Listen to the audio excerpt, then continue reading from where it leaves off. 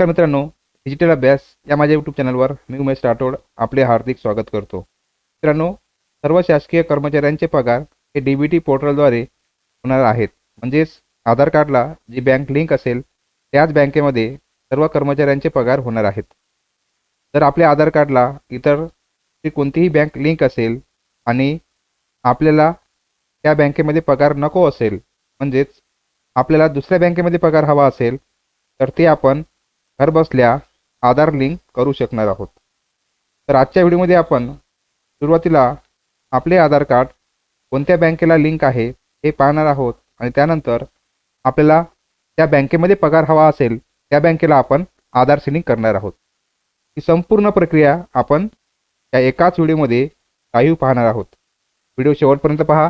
चॅनलवर नवीन असाल तर चॅनलला सबस्क्राईब करून ठेवा, म्हणजे माझे नवनवीन व्हिडिओ आपल्यापर्यंत पोहोचत राहतील. चला तर मग व्हिडिओ सुरू करूयात. तर सर्वात आधी आपण आपल्या आधार कार्डला कोणती बँक लिंक आहे हे पाहणार आहोत. त्यासाठी आपल्याला गुगल क्रोम ब्राउझर ओपन करायचं आहे. सर्च बारमध्ये टाईप करायचं आहे UIDAI. त्यानंतर सुरुवातीलाच UIDAI.gov.in वेबसाईट दिसेल, यावर आपल्याला क्लिक करायचं आहे. भाषा निवडायची आहे. माय आधारमध्ये बँक सीडिंग स्टेटस यावर आपल्याला क्लिक करायचं आहे. या ठिकाणी लॉग इन करायचं आहे.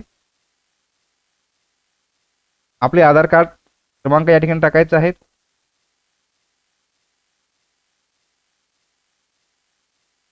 आणि खाली जो हा कॅप्चा कोड दिसत आहे तो या ठिकाणी टाकायचा आहे आणि लॉग इन विथ OTP यावर आपल्याला क्लिक करायचं आहे. तुमच्या रजिस्टर मोबाईल नंबरवर एक OTP येईल, तो या ठिकाणी टाकायचा आहे आणि लॉग इन करायचं आहे. आता या ठिकाणी बँक सीडिंग स्टेटस यावर आपल्याला क्लिक करायचं आहे.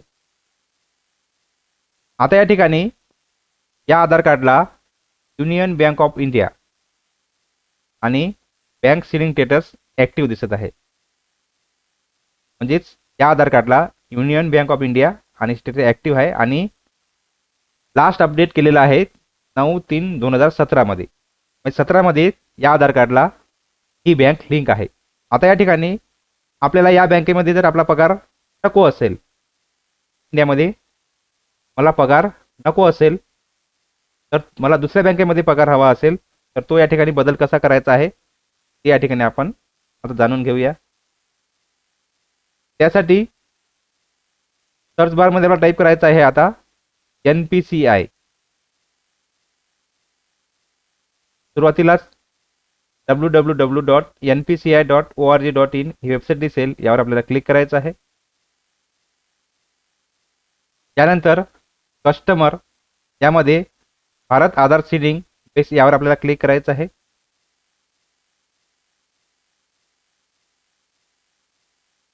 त्यानंतर आधार सीडिंग यावर आपल्याला क्लिक करायचं आहे.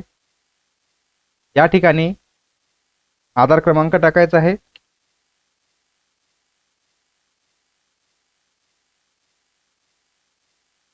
आणि सीडिंग यावर आपल्याला क्लिक करायचं आहे. या ठिकाणी आपल्याला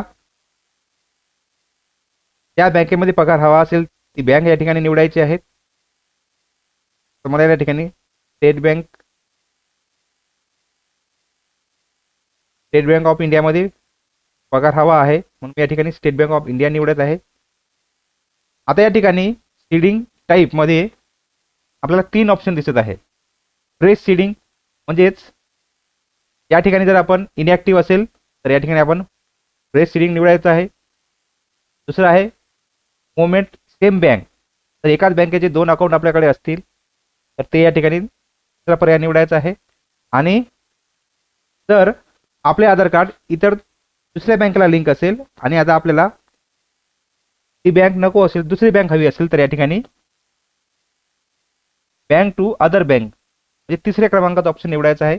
आता या ठिकाणी माझे आधार कार्ड युनियन बँक ऑफ इंडियाला ॲक्टिव्ह आहेत आणि मला आता स्टेट बँकेमध्ये पगार हवा आहे, म्हणून मी या ठिकाणी तिसऱ्या क्रमांकाचा ऑप्शन या ठिकाणी सिलेक्ट करत आहे. आता या ठिकाणी मी या ठिकाणी स्टेट बँक निवडल्यामुळे माझे स्टेट बँक अकाउंट नंबर या ठिकाणी टाकत आहे. जी बँक तुम्ही या ठिकाणी निवडली असेल त्या बँकेचे अकाउंट नंबर या ठिकाणी तुम्हाला टाकायचा आहे.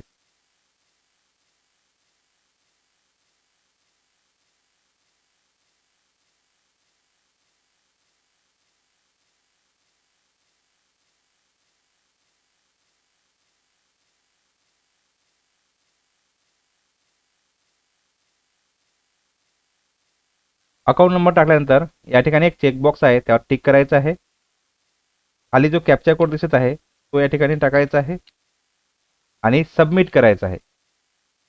सबमिट केल्यानंतर त्याला स्क्रोल करायचा आहे खाली आणि ॲग्री अँड कंटिन्यू यावर आपल्याला क्लिक करायचं आहे. तुमच्या रजिस्टर क्रमांकावर एक OTP येईल, तो या ठिकाणी टाकायचा आहे आणि कन्फर्म यावर आपल्याला क्लिक करायचं आहे.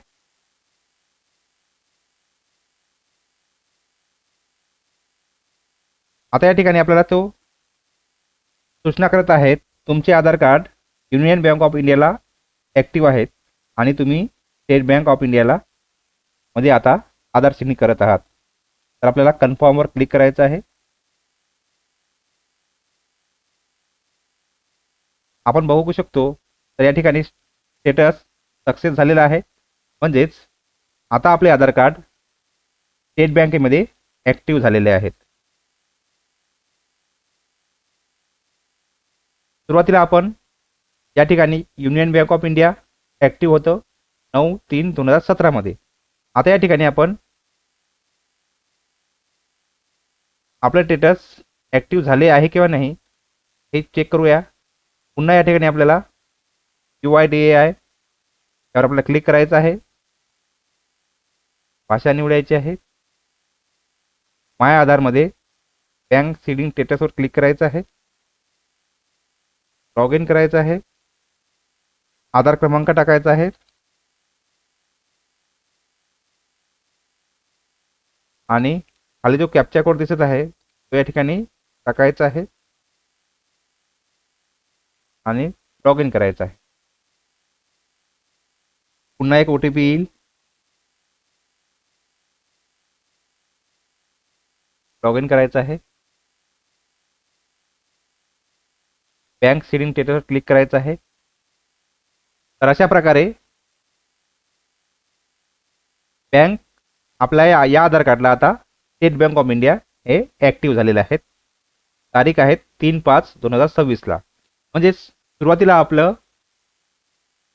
युनियन बँक ऑफ इंडिया हे ॲक्टिव्ह होतं 2017 मध्ये. तर आता या ठिकाणी state bank of India active झालेला आहे 3/5/2026. म्हणजेच यानंतर जो आपला पगार आहे तो स्टेट बँक ऑफ इंडिया यामध्ये होणार आहेत. तर अशा प्रकारे घर बसल्या आपल्या आधार कार्डला आपल्याला हवी ती बँकला आधार सीडिंग आपण या ठिकाणी करू शकतो. व्हिडिओ आवडल्यास लाईक करा, शेअर करा. धन्यवाद.